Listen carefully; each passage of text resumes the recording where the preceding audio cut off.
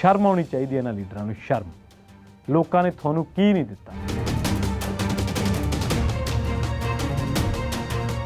बहुत वड्डा मैंडेट दिता ते तुसीं उन्हां दे पल्ले की पाया? अज ही फलाना किट घोटाला, अज ही फलाना करोना किट घोटाला, अज ही खेड किट घोटाला, अज ही फलाना घोटाला। आ वजीफे भी खा गए, स्कॉलरशिपां भी खा गए, जंगलात दीआं लकड़ां भी खा गए, हरे दरख्त भी नहीं छड्डे। फिर ਜਿਹੜੇ ਨਵੇਂ ਲਾਉਣੇ ਸੀ ਉਹਨਾਂ ਦੇ ਜਿਹੜੇ ਉਹਨਾਂ ਦੇ ਗਾਰਡ ਲਾਉਣੇ ਸੀ ਉਹ ਵੀ ਨਹੀਂ ਛੱਡੇ।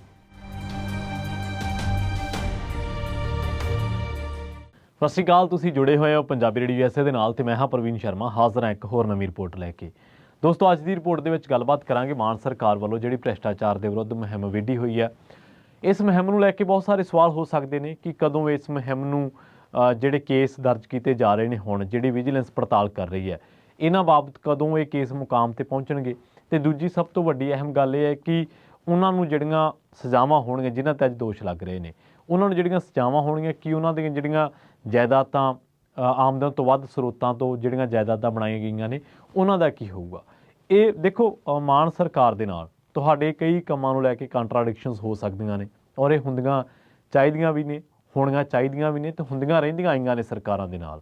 ਪਰ ਸਰਕਾਰ ਦਾ ਇੱਕ ਕੰਮ ਜਿਹੜਾ ਉਹਨੇ ਪਿਛਲੇ 70-75 ਸਾਲਾਂ ਤੋਂ ਜਿਹੜੇ ਘਾਗ ਸਿਆਸਤਦਾਨ ਹੈ, ਜਿਨ੍ਹਾਂ ਦੀਆਂ ਇਕੱਲੀਆਂ ਇਸ਼ਾਰਿਆਂ 'ਤੇ ਪੁਲਿਸ ਪ੍ਰਸ਼ਾਸਨ, ਲੋਕਲ ਪ੍ਰਸ਼ਾਸਨ, ਜਾਂਚ ਏਜੰਸੀਆਂ ਕੱਲਾ ਭੱਜਦੀਆਂ ਨਹੀਂ ਰਹੀਆਂ, ਉਹਨਾਂ ਦੇ ਇਸ਼ਾਰਿਆਂ 'ਤੇ ਜਾਂਚ ਏਜੰਸੀਆਂ ਕੇਸ ਦਰਜ ਵੀ ਕਰਦੇ ਰਹੀਆਂ ਤੇ ਲੋਕਾਂ 'ਤੇ ਹੁਣ ਤੱਕ ਕਦੇ ਕਾਲੀਆਂ ਨੇ ਕਾਂਗਰਸੀਆਂ ਦੇ ਝੂਠੇ ਕੇਸ ਪਵਾਤੇ ਤੇ ਕਦੇ ਕਾਂਗਰਸੀਆਂ ਨੇ ਕਾਲੀਆਂ ਦੇ ਝੂਠੇ ਕੇਸ ਪਵਾਤੇ। ਇਹ ਹੁੰਦਾ ਆਇਆ, ਪਰ ਅਸਲ ਦੇ ਵਿੱਚ ਇਹ ਕੰਮ ਨਹੀਂ ਸੀਗਾ। ਅੱਜ ਦੀ ਇਸ ਰਿਪੋਰਟ ਦੇ ਵਿੱਚ ਤੁਹਾਨੂੰ ਦਰਜਨ ਤੋਂ ਵੱਧ ਐਸੇ ਕਾਂਗਰਸੀ ਲੀਡਰਾਂ ਦੇ ਨਾਂ ਦੱਸਾਂਗੇ ਜਿਹੜੇ ਲੀਡਰ ਆਮਦਨ ਤੋਂ ਜ਼ਿਆਦਾ ਸਰੋਤਾਂ ਦੇ ਮਾਮਲੇ ਦੇ ਵਿੱਚ ਵਿਜੀਲੈਂਸ ਦੇ ਅੱਜ ਕੱਲ੍ਹ ਦਫ਼ਤਰਾਂ ਦੇ ਚੱਕਰ ਕੱਢ ਰਹੇ ਨੇ, ਤੇ ਕਈਆਂ ਨੂੰ ਤਾਂ ਡਰ ਹੈ ਕਿ ਕਿਤੇ ਤੜਕੇ ਦਾਤਨ ਕੁਰਲਾ ਕਰਨ ਵੇਲੇ ਵਿਜੀਲੈਂਸ ਆ ਕੇ ਕਿਤੇ ਚੱਕ ਨਾ ਲਵੇ। ਦੂਜੀ ਵੱਡੀ ਗੱਲ, ਕਾਲੀ ਵੀ ਘੱਟ ਨਹੀਂ ਹੈ, ਕਾਲੀਆਂ ਦੇ ਵੀ ਬਹੁਤ ਸਾਰੇ ਲੀਡਰਾਂ ਦੇ ਨਾਂ ਨੇ ਜਿਨ੍ਹਾਂ ਨੂੰ ਵਿਜੀਲੈਂਸ ਦੀਆਂ ਪੇਸ਼ੀਆਂ ਭੁਗਤਣੀਆਂ ਪੈਂਦੀਆਂ, ਕਈ ਘੁਟਾਲਿਆਂ ਦੀ ਜਾਂਚ ਚੱਲ ਰਹੀ ਹੈ। ਤੇ ਇਹ ਨਹੀਂ ਹੈ ਕਿ ਮਾਨ ਸਰਕਾਰ ਨੇ ਜਾਂ ਭਗਵੰਤ ਮਾਨ ਸਾਹਿਬ ਨੇ ਆਪਣੇ ਬੰਦਿਆਂ 'ਤੇ ਕਾਰਵਾਈ ਨਹੀਂ ਕੀਤੀ, ਆਪਣੇ ਵੀ ਝਟਕਾਏ ਨੇ। ਤੇ ਇਸੇ ਕਰਕੇ ਜਿਹੜਾ ਤੁਸੀਂ ਫੇਸਬੁੱਕ 'ਤੇ ਹੈਡਰ ਪੜ੍ਹਿਆ ਹੋਣਾ, YouTube 'ਤੇ, ਕਿ ਮਾਨ ਨੇ ਘਾਗ ਸਿਆਸਤਦਾਨ ਭਜਾਏ, ਅਕਾਲੀ ਦਰਜਨ ਤੋਂ ਵੱਧ ਕਾਂਗਰਸੀ ਘੇਰੇ ਤੇ ਆਪਣੇ ਵੀ ਝਟਕਾਏ।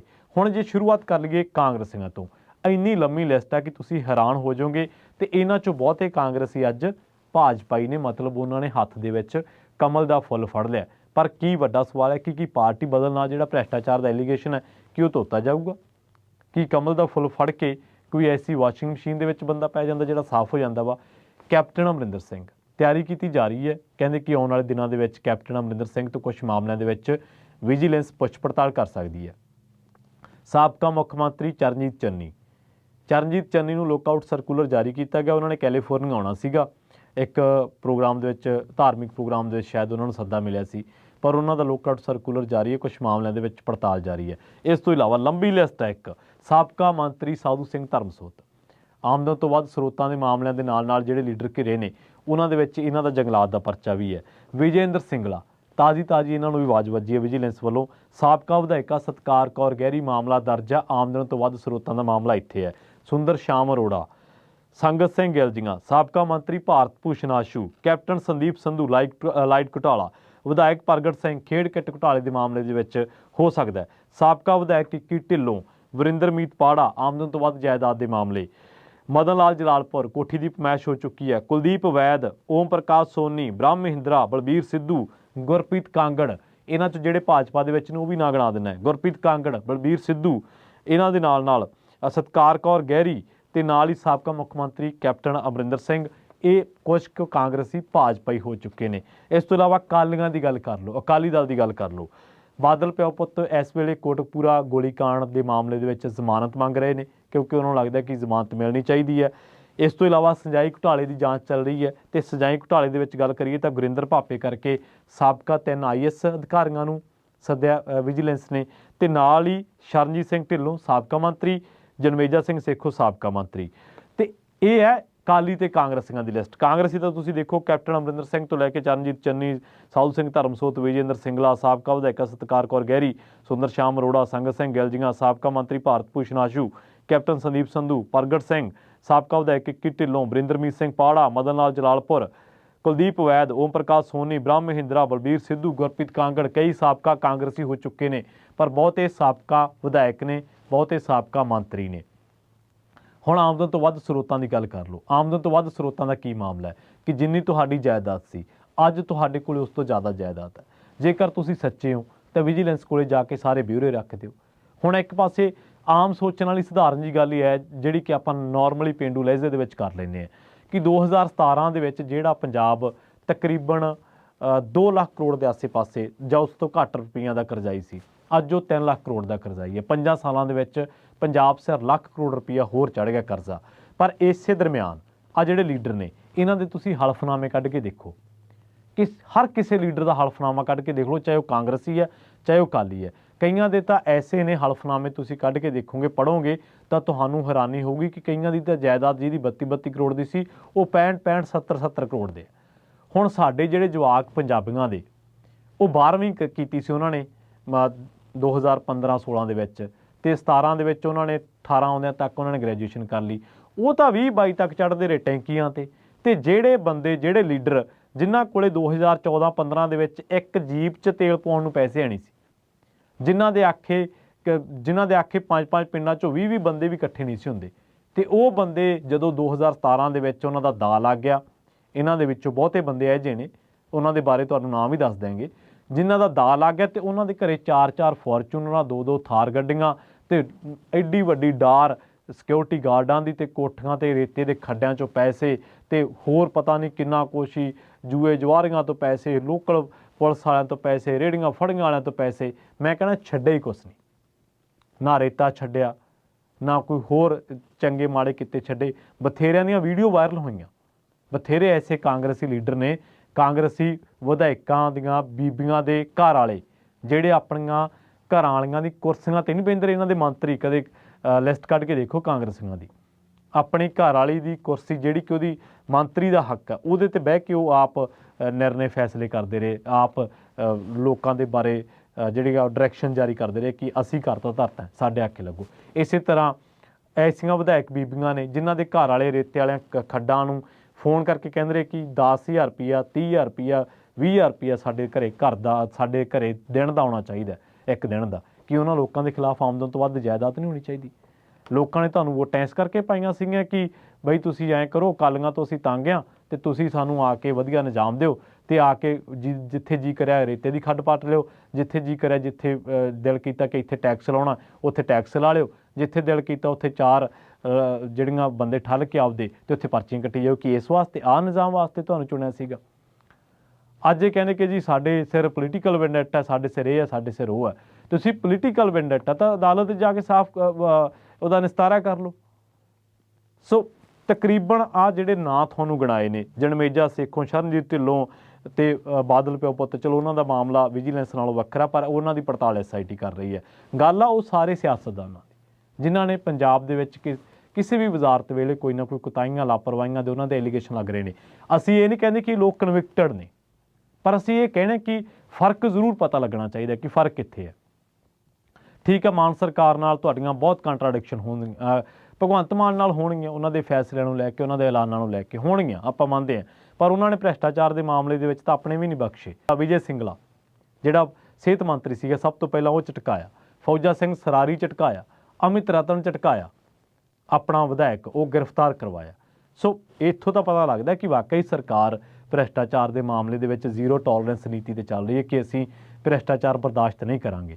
ਪਰ ਜਿਹੜੇ ਲੋਕ ਅੱਜ ਚੀਕਾਂ ਮਾਰ ਰਹੇ ਨੇ, ਜਿਹੜੇ ਲੋਕ ਅੱਜ ਹਾੜੇ ਕੱਢ ਰਹੇ ਨੇ ਅਤੇ ਲੋਕਾਂ ਦੇ ਵਿੱਚ ਜਾ ਕੇ ਬੜੇ ਸੱਚੇ ਸੁੱਚੇ ਬਣ ਰਹੇ ਨੇ, ਉਹਨਾਂ ਨੂੰ ਉਹ ਰੱਖਣ ਆਪਣੀ ਜਾਇਦਾਦ ਦਾ ਬਿਊਰਾ ਬਾਹਰ ਆ ਕੇ। ਅਤੇ ਦੂਜੇ ਪਾਸੇ ਜੇ ਉਹਨਾਂ ਨੂੰ ਲੱਗਦਾ ਕਿ ਪੋਲੀਟੀਕਲ ਵੈਂਡੇਟਾ ਹੈ, ਸਿਆਸੀ ਬਦਲਾਖੋਰੀ ਹੈ, ਅਤੇ ਅਦਾਲਤਾਂ ਦੇ ਵਿੱਚ ਜਾ ਕੇ ਇਸ ਚੀਜ਼ ਨੂੰ ਸਥਾਪਿਤ ਕਰਨ ਕਿ ਸਾਡੇ ਨਾਲ ਸਿਆਸੀ ਬਦਲਾਖੋਰੀ ਹੈ। ਜੀ ਆਹ ਦੇਖੋ 2014-15 ਦੇ ਵਿੱਚ ਸਾਡੇ ਕੋਲ ਇੱਕ ਜੀਪ ਸੀਗੀ ਅਤੇ 2017-18 ਦੇ ਵਿੱਚ ਉਹ ਜੀਪ ਦੇ ਅਸੀਂ ਨਵੇਂ ਟਾਇਰ ਪਵਾਏ ਹੈ। ਕਿੱਥੇ 3-4 ਲੱਖ ਦੀ ਜੀਪ, ਇੱਕ ਟੁੱਟਿਆ ਫਿਟਕਾ ਜਾਂ ਜਿਹੜਾ ਸੜਕਾਂ 'ਤੇ ਢੀਚ ਕਰਦਾ ਫਿਰਦਾ ਹੁੰਦਾ ਸੀ, ਅਤੇ ਕਿੱਥੇ 35-35 ਲੱਖ ਦੀਆਂ ਫੋਰਚੂਨਰਾਂ, ਥਾਰ ਗੱਡੀਆਂ, ਲਗਜ਼ਰੀ ਗੱਡੀਆਂ, ਕਿੱਥੇ ਕਿਰਾਏ ਦੇ ਮਕਾਨਾਂ ਦੇ ਵਿੱਚ ਰਿਹਾਇਸ਼ਾਂ, ਅਤੇ ਕਿੱਥੇ ਵੱਡੀਆਂ ਵੱਡੀਆਂ ਕੋਠੀਆਂ ਕਿੱਥੋਂ ਆਈਆਂ। ਉਹ ਪੰਜਾਬੀਆਂ ਹੋਰਾਂ ਪੰਜਾਬੀਆਂ ਕੋਲ ਤਾਈਆਂ ਨਹੀਂ, ਉਹ ਤਾਂ ਜਿਹੜੇ ਨਾ 2-2 4-4 ਕਿੱਲੇ ਉਹਨਾਂ ਦੇ ਵਿੱਚੋਂ ਵੀ 2-2 1-1 ਕਿੱਲੇ ਦਾ ਸੌਦਾ ਕਰਕੇ ਗਹਿਣੇ ਧਰ ਕੇ, ਕੋਈ ਅਗਲਾ ਕਹਿੰਦਾ ਫਲਾਂ ਦੇਸ਼ ਨੂੰ ਨਿਕਲ ਜਾ, ਕੋਈ ਅਗਲਾ ਕਹਿੰਦਾ ਫਲਾਂ ਦੇਸ਼ ਨੂੰ ਨਿਕਲ ਜਾ, ਉਹ ਤਾਂ ਇਹਨਾਂ ਹੀਲਾਂ ਵਸੀਲਿਆਂ 'ਚ ਪਏ ਆ, ਜੋੜਾਂ ਤੋੜਾਂ 'ਚ ਪਏ ਆ। ਅਤੇ ਜਿਹੜੇ ਨੁਮਾਇੰਦੇ ਚੁਣ ਕੇ ਭੇਜੇ ਸੀ ਕਿ ਸਾਡੀ ਇਹ ਤਕਦੀਰ ਬਦਲਣਗੇ, ਸਾਡੇ ਲਈ ਨੀਤੀਆਂ ਬਣਾਉਣਗੇ, ਸਾਡੇ ਸਿਰੋਂ ਕਰਜ਼ਾ ਲਾਉਣਗੇ, ਸਾਡੇ ਜਵਾਕਾਂ ਨੂੰ ਰੁਜ਼ਗਾਰ ਦਿਵਾਉਣਗੇ। ਉਹਨਾਂ 'ਤੇ ਕਿਹੜੇ ਪਰਚੇ ਅੱਜ? ਉਹਨਾਂ 'ਤੇ ਪਰਚੇ ਆ ਜੀ, ਅੱਜ ਇਹਨਾਂ ਦੀ ਕੋਠੀ ਦੀ ਪਮਾਇਸ਼ ਹੋਣੀ ਹੈ। ਸ਼ਰਮ ਆਉਣੀ ਚਾਹੀਦੀ ਹੈ ਇਹਨਾਂ ਲੀਡਰਾਂ ਨੂੰ, ਸ਼ਰਮ। ਲੋਕਾਂ ਨੇ ਤੁਹਾਨੂੰ ਕੀ ਨਹੀਂ ਦਿੱਤਾ? ਲੋਕਾਂ ਨੇ ਤੁਹਾਡੇ ਫੁੱਲਾਂ ਦੇ ਹਾਰ ਪਾਏ, ਲੋਕਾਂ ਨੇ ਤੁਹਾਨੂੰ ਘਰੇ ਗਿਆ ਨੂੰ ਲੱਡੂ ਖਵਾਏ, ਲੋਕਾਂ ਨੇ ਤੁਹਾਨੂੰ ਜਿੱਤਾਂ ਦਵਾਈਆਂ, ਵਿਧਾਨ ਸਭਾ ਭੇਜੇ, ਤੇ ਤੁਸੀਂ ਲੱਖ ਲਾਹਨਤ ਤੁਹਾਡੇ ਤੇ। ਤੁਸੀਂ ਲੋਕਾਂ ਦੇ ਦਿੱਤੇ ਫਤਵੇ ਦਾ ਸਤਿਕਾਰ ਕਰਨ ਦੀ ਬਜਾਏ, ਲੋਕਾਂ ਨੂੰ ਨਿਆਂ ਦਿਵਾਉਣ ਦੀ ਬਜਾਏ, ਕੀ ਕਹਿਣ ਸੀ ਤੁਹਾਡਾ ਮੁੱਖ ਮੰਤਰੀ ਜਿਹੜਾ ਤੁਸੀਂ 4.5 ਸਾਲਾਂ ਬਾਅਦ ਬਦਲਿਆ? ਕਹਿੰਦਾ ਸੀ ਗੁਟਕਾ ਸਾਹਿਬ ਦੀ ਸਹੁੰ ਫੜ ਕੇ ਕਹਿੰਦਾ ਸੀ ਨਸ਼ਾ ਖਤਮ ਕਰਾਂਗੇ। ਕੀ ਹੋਇਆ ਨਸ਼ਾ ਖਤਮ? ਕੀ ਕਹਿਣਾ ਸੀ ਤੁਹਾਡਾ ਮੁੱਖ ਮੰਤਰੀ? ਕਹਿਣਾ ਸੀ ਮੈਂ ਰੇਤੇ ਦੀਆਂ ਖੱਡਾਂ 'ਚੋਂ ਹੈਲੀਕਾਪਟਰ 'ਤੇ ਇੱਕ ਦਿਨ ਗੇੜਾ ਮਾਰ ਲਿਆ, ਉਸ ਤੋਂ ਬਾਅਦ ਬਸ ਤੂੰ ਕੌਣ ਤੇ ਮੈਂ ਕੌਣ, ਉਸ ਤੋਂ ਬਾਅਦ ਮਾਈਨਿੰਗ ਵੀ ਹੁੰਦੀ ਰਹੀ, ਸਾਰਾ ਕੁਛ ਹੀ ਹੁੰਦਾ ਰਿਹਾ। ਕੀ ਸੁਪਨੇ ਦਿਖਾ ਕੇ ਤੁਸੀਂ ਵਜ਼ਾਰਤ ਦੇ ਵਿੱਚ ਆਏ ਸੀ, ਸੱਤਾ ਦੇ ਵਿੱਚ ਆਏ ਸੀ? ਕੀ ਸੁਪਨੇ ਤੁਸੀਂ ਦਿਖਾਏ ਸੀ ਪੰਜਾਬੀਆਂ ਨੂੰ? 78 ਸੀਟਾਂ ਤੁਹਾਨੂੰ ਦਿੱਤੀਆਂ, ਬਹੁਤ ਵੱਡਾ ਮੈਂਡੇਟ ਦਿੱਤਾ, ਤੇ ਤੁਸੀਂ ਉਹਨਾਂ ਦੇ ਪੱਲੇ ਕੀ ਪਾਇਆ? ਅੱਜ ਹੀ ਫਲਾਨਾ ਕਿੱਟ ਘੁਟਾਲਾ, ਅੱਜ ਹੀ ਫਲਾਨਾ ਕਰੋਨਾ ਕਿੱਟ ਘੁਟਾਲਾ, ਅੱਜ ਹੀ ਖੇਡ ਕਿੱਟ ਘੁਟਾਲਾ, ਅੱਜ ਹੀ ਫਲਾਨਾ ਘੁਟਾਲਾ। ਆ ਵਜ਼ੀਫੇ ਵੀ ਖਾ ਗਏ, ਸਕਾਲਰਸ਼ਿਪਾਂ ਵੀ ਖਾ ਗਏ, ਜੰਗਲਾਤ ਦੀਆਂ ਲੱਕੜਾਂ ਵੀ ਖਾ ਗਏ, ਹਰੇ ਦਰਖਤ ਵੀ ਨਹੀਂ ਛੱਡੇ। ਫਿਰ ਜਿਹੜੇ ਨਵੇਂ ਲਾਉਣੇ ਸੀ ਉਹਨਾਂ ਦੇ ਗਾਰਡ ਲਾਉਣੇ ਸੀ ਉਹ ਵੀ ਨਹੀਂ ਛੱਡੇ। ਕਿਹੋ ਜਿਹੇ ਐਲੀਗੇਸ਼ਨ ਤੁਹਾਡੇ ਤੇ ਲੱਗ ਰਹੇ ਨੇ? ਲੰਬੀ ਲਿਸਟ ਹੈ, ਇੱਕ ਕਿੰਨੀ ਲੰਬੀ ਲਿਸਟ ਹੈ। ਲੱਗ ਜੋ ਸਾਬਕਾ ਮੁੱਖ ਮੰਤਰੀ ਕੈਪਟਨ ਅਮਰਿੰਦਰ ਸਿੰਘ ਤੋਂ, ਕਿਉਂਕਿ ਤਿਆਰੀ ਕੀਤੀ ਜਾ ਰਹੀ ਹੈ ਉਹਨਾਂ ਦੇ ਖਿਲਾਫ। ਚਰਨਜੀਤ ਚੰਨੀ ਦੇ ਖਿਲਾਫ ਤਿਆਰੀ ਕੀਤੀ ਜਾ ਰਹੀ ਹੈ, ਲੁੱਕ ਆਊਟ ਸਰਕੂਲਰ ਜਾਰੀ ਹੋ ਗਿਆ। ਮੈਂ ਵਾਰ-ਵਾਰ ਕਹਿਣਾ ਕਿ ਅਸੀਂ ਨਹੀਂ ਕਹਿੰਦੇ ਕਿ ਇਹ ਕਨਵਿਕਟਡ ਨੇ, ਪਰ ਇਹ ਬੇਦੋਸ਼ੀ ਨੇ, ਸਾਬਤ ਕਰਨ। ਔਰ ਦੂਜੀ ਗੱਲ ਇਹ ਹੈ ਕਿ ਵਿਜੀਲੈਂਸ ਦਾ ਟਰੈਕ ਰਿਕਾਰਡ ਤੁਸੀਂ ਚੱਕ ਕੇ ਵੇਖ ਲਓ। ਵਿਜੀਲੈਂਸ ਦੇ ਵੀ ਬਹੁਤ ਸਾਰੇ ਮਸਲੇ, ਇਹ ਨਹੀਂ ਹੈ ਕਿ ਸਾਰੇ ਮਸਲਿਆਂ ਦੇ ਵਿੱਚ ਉਹਨਾਂ ਦੀ ਦਰ 100% ਹੈ। ਇਸ ਤੋਂ ਪਹਿਲਾਂ ਦੀਆਂ ਸਰਕਾਰਾਂ ਦੇ ਵਿੱਚ ਜਦੋਂ ਸਰਕਾਰ ਬਦਲਦੀ ਸੀ ਤਾਂ ਇਹ ਐਲੀਗੇਸ਼ਨ ਲੱਗਦੇ ਰਹੇ ਕਿ ਵਿਜੀਲੈਂਸ ਨੇ ਕਿਤੇ ਨਾ ਕਿਤੇ ਵਿਜੀਲੈਂਸ 'ਤੇ ਦਬਾਅ ਪਾ ਕੇ ਉਹਨਾਂ ਕਾਰਵਾਈਆਂ ਨੂੰ ਢਕਿਆ ਗਿਆ। ਬਾਅਦ ਦੇ ਵਿੱਚ ਕਲੀਨ ਚਿੱਟਾਂ ਵੀ ਮਿਲੀਆਂ ਨੇ, ਬਹੁਤ ਸਾਰੇ ਮਾਮਲਿਆਂ 'ਚ ਐਸਾ ਹੋਇਆ। ਪਰ ਕੀ ਭਗਵੰਤ ਮਾਨ ਸਰਕਾਰ, ਜਿਹੜੇ ਹੁਣ ਕੇਸ ਵਿੱਢੇ ਨੇ, ਜਿਹੜੇ ਲਗਾਤਾਰ ਕੋਠੀਆਂ ਦੀਆਂ ਪਮਾਇਸ਼ਾਂ ਹੋ ਰਹੀਆਂ ਨੇ, ਆਮਦਨ ਤੋਂ ਵੱਧ ਸਰੋਤਾਂ ਦੀਆਂ ਪੜਤਾਲਾਂ ਹੋ ਰਹੀਆਂ ਨੇ, ਕੀ ਇਹ ਮੁਕਾਮ ਤੱਕ ਜਾਣਗੇ? ਅਸੀਂ ਨਹੀਂ ਕਹਿੰਦੇ ਕਿ ਪੁਰਾਣੇ ਲੀਡਰ ਉਹ ਜਿਹੜੇ ਨੇ ਉਹ ਦਾਗਦਾਰ ਨੇ, ਉਹ ਝੂਠੇ ਨੇ, ਮੌਕਾ ਪ੍ਰਸਤ ਨੇ, ਬੇਈਮਾਨ ਨੇ, ਲੁਟੇਰੇ ਨੇ, ਅਸੀਂ ਨਹੀਂ ਕਹਿੰਦੇ ਇਹ ਗੱਲ।